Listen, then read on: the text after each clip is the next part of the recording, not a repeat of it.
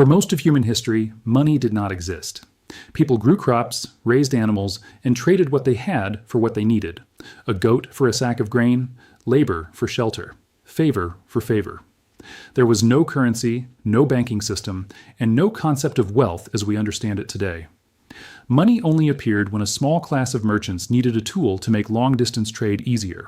And even then, it circulated within a tiny circle of people who already knew and trusted each other. The rest of humanity had no use for it. But somewhere between those early merchant exchanges and the world we live in now, money transformed from a practical tool into a system of control so complete that most people cannot even see it operating. To understand how that happened, you have to go back to the beginning, to a vault full of gold and a piece of paper that changed everything.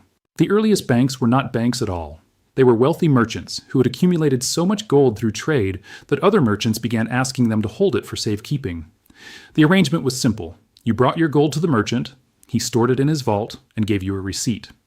The receipt was a contract, a written promise that said your gold was safe, and you could collect it at any time. Nothing more than a piece of paper with a guarantee attached to it. But that piece of paper turned out to be revolutionary. Instead of hauling heavy gold across borders and oceans, a merchant based in Italy could now travel to England carrying nothing but a receipt. When he arrived, he would hand the receipt to whoever he was trading with, and the recipient would accept it because the receipt represented real gold sitting in a real vault. Trade became faster, safer, and far more efficient. The receipt was easier to carry than gold, easier to divide, and easier to exchange. Without anyone planning it, these receipts became the first form of paper money. And then the bankers discovered something extraordinary. The gold just sat there. Day after day, it stayed in the vault because people preferred using the receipts. So the banker started asking himself a dangerous question. Why not lend out receipts for gold that has already been promised to someone else? A new merchant would come to the bank needing funds for a trading expedition. Instead of handing over physical gold, the banker would write him a receipt, identical to the ones he had already issued to the original depositors. The gold had not been duplicated, and there was still only 5 million in the vault. But now there were 10 million in receipts circulating in the world. The banker had created money out of nothing. Not by mining more gold or producing anything of value, but simply by writing a promise on a piece of paper. This is the mechanism that still drives every bank on Earth today. It is called fractional reserve banking, and it is the foundation of the entire modern financial system. The system had an obvious weakness. As long as only a small fraction of receipt holders came to collect their gold at any given time, everything worked. The banker could keep issuing receipts far beyond the actual gold in his vault, and nobody would notice. But if too many people showed up at once demanding their gold, the illusion would shatter. There would not be enough gold to honor the promises. The banker would be exposed, his reputation destroyed, and his business finished. This is what we now call a bank run, and it has been the nightmare lurking behind every financial system ever since. There was another problem, equally dangerous.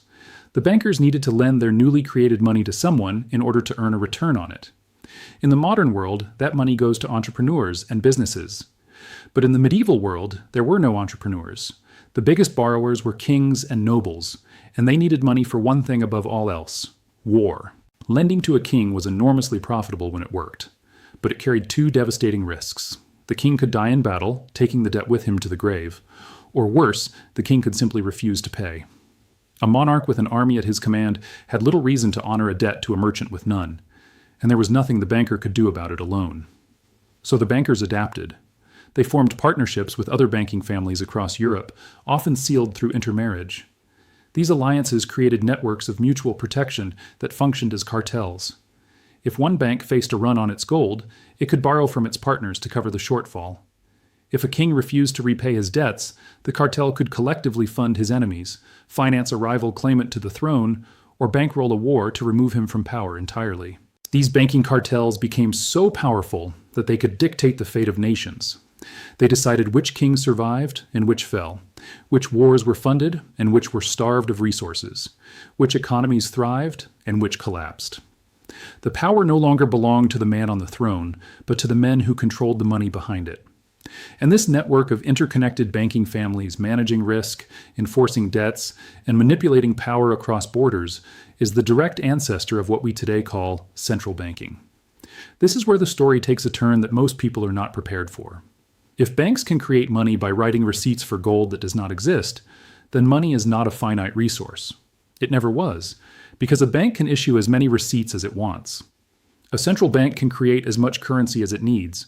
There is no physical limit, no natural boundary, and no law of nature that caps the amount of money that can exist. Money is infinite. And yet everything you have ever been taught tells you the opposite. From the first day you could understand language, the message has been the same. Money is scarce, money is hard to get, money must be earned through sacrifice and struggle. Your parents told you to work hard or you would end up poor, and your teachers told you to study or you would never make a good living. The entire structure of society is built on the assumption that money is a limited resource that must be competed for. But if money is infinite, that assumption is a lie. And if the assumption is a lie, then the question becomes, why does the lie exist? The answer is brutally simple. If everyone had money, nobody would work. The entire economic system depends on people believing that they must earn money in order to survive. But in order for that belief to hold, people need to see what happens when you do not have money. They need to see poverty and suffering. They need to see the consequences of failure with their own eyes, so that the fear of ending up there drives them to work harder, produce more, and never stop chasing a number that the system can generate at will. Poverty is not an accident. It is not the result of laziness or bad luck or insufficient resources. It is a feature of the system, deliberately maintained to create the illusion that money has value. Without poor people, there would be no fear, and without fear, there would be no motivation to work. And without work, the people who control the money supply would have nothing of real value. Because the real value was never the money, it was always the labor. This framework also explains something that traditional economics struggles to answer. Why do financial crises happen?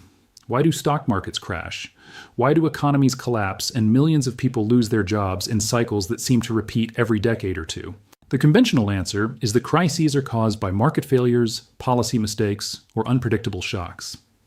But if you accept that money is infinite and that poverty is maintained by design, a different explanation emerges. Crises exist to destroy money. When too much money circulates in the system, people start to feel comfortable. They save more, spend freely, and begin to lose the desperation that drives productivity.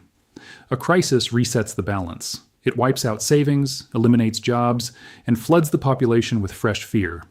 Suddenly money feels scarce again, and people return to working as hard as they can to rebuild what they lost. The same logic applies to war. Wars are not fought over scarce resources because scarcity itself is manufactured. Wars exist to destroy wealth on a massive scale, resetting the economic clock and reinforcing the belief that the world is a dangerous place where only the hardworking and the fortunate survive. The destruction is not a side effect, but the entire point. The system we live in is built on a single illusion, that money is real and that it is limited. Banks have known since the very first receipt was written for gold that did not exist, that money is nothing more than a number. It can be created without limit, destroyed without consequence, and manipulated without most people ever realizing what is happening. The poverty you see around you is not a failure of the system.